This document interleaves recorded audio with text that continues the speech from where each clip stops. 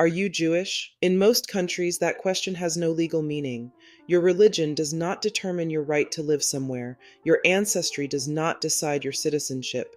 In the State of Israel, that question is the threshold. Under the law of return, passed by the Israeli Knesset in 1950 and expanded in 1970, you are entitled to immediate citizenship upon arrival in Israel. No residency waiting period, no language test at entry, no financial requirement, no application process measured in years, just the question, and your answer no, and the path looks very different. For non-Jewish foreigners, Israeli law requires 3 of the last 5 years of legal residence, basic Hebrew language ability, financial proof of stability, a clean criminal record, and in most cases, renunciation of your prior citizenship. Same country, same citizenship, 2 entirely different doors. On Words with Wentz, we read the law, we report what it says, and tonight, the law is worth reading carefully. The law of return was enacted by the Israeli Knesset in 1950. Section 1 states, in its entirety, that every Jew has the right to come to Israel as an immigrant. That single sentence is the foundation of Israeli immigration policy. In 1970, the Knesset expanded the law significantly. The amendment extended the right of return not only to Jews, but to the child of a Jew, the grandchild of a Jew, and the spouses of all of the above. This means a person with one Jewish grandparent who may have never practiced Judaism, may not speak Hebrew, may have been raised in an entirely different faith, qualifies for immediate Israeli citizenship under the 1970 amendment. The law also specifies who is excluded: a person engaged in activity directed against the Jewish people, a person who may endanger public health or the security of the state, and, critically, a person who has voluntarily converted away from Judaism. Voluntary conversion out of Judaism voids law of return eligibility, even if the person retains Jewish ancestry.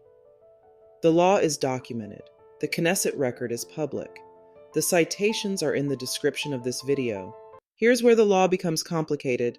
There are 2 competing legal definitions of who is Jewish in the State of Israel, and they do not agree with each other. For immigration purposes, under the law of return, the definition is broad.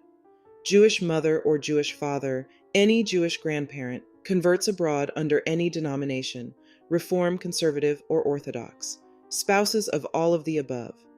For official registry purposes, administered by the Ministry of Interior, the definition is Orthodox rabbinical, born to a Jewish mother only, or converted under Orthodox supervision inside Israel. The result of this gap is a documented population of hundreds of thousands of Israeli citizens, many of them immigrants from the former Soviet Union, who hold Israeli passports, serve in the Israeli military, pay Israeli taxes, but are not recognized as Jewish by the Israeli rabbinate. They cannot marry through Jewish institutions in Israel. They cannot be buried in Jewish cemeteries. Their Jewish identity is valid for immigration and invisible for religious purposes. This conflict has a name in Israeli legal discourse: Mi Hu Yehudi, who is a Jew. It has been debated since Israeli statehood. It remains unresolved today. The law of return covers Jewish immigration, but Israeli citizenship law also governs who cannot become a citizen, and that part of the record is equally documented. Palestinians from the West Bank and Gaza are explicitly barred from naturalization under Israeli law, even when married to Israeli citizens. This is not a policy interpretation. It is a Knesset statute, passed as a temporary measure in 2003, and renewed by the Knesset repeatedly in the years since. Under this law, Palestinian spouses of Israeli citizens may receive only a revocable 2-year temporary permit, which must be renewed and which does not lead to citizenship.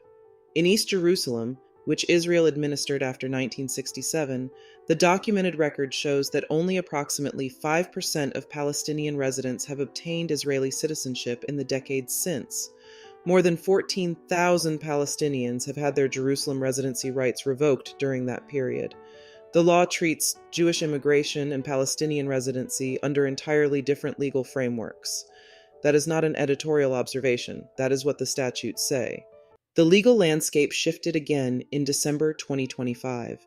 Israel's Supreme Court issued a ruling narrowing family-based eligibility under the law of return. According to reporting by Haaretz on December 8, 2025, the court ruled that non-Jewish minors whose father received citizenship under the law of return after they were born are not entitled to citizenship under that law. The ruling represents a narrowing, not an expansion, of family-based eligibility at a moment when the definition of Jewish identity in Israeli law is already contested from multiple directions. The full ruling is a matter of public record. The Haaretz reporting is documented. The citations are in the description of this video. We report what the court decided. Here is what Israeli law establishes as a matter of documented public record. One pathway, immediate citizenship for those who qualify under the law of return. No wait, no test, no process measured in years. A second pathway, naturalization, for non-Jewish foreigners, 3 of 5 years residency. Language requirement, financial proof, renunciation of prior citizenship, a structural barrier written into statute for Palestinians married to Israeli citizens. No path to citizenship, revocable permits only. And an unresolved internal contradiction. Hundreds of thousands of citizens recognized as Jewish enough to immigrate, but not Jewish enough to marry, be buried, or be counted by the state's own religious institutions. We are not here to tell you what to think about what Israel's law says. We are here to make sure you know what it says, because an informed citizen is a protected citizen. This is Words with Wentz. Know your rights.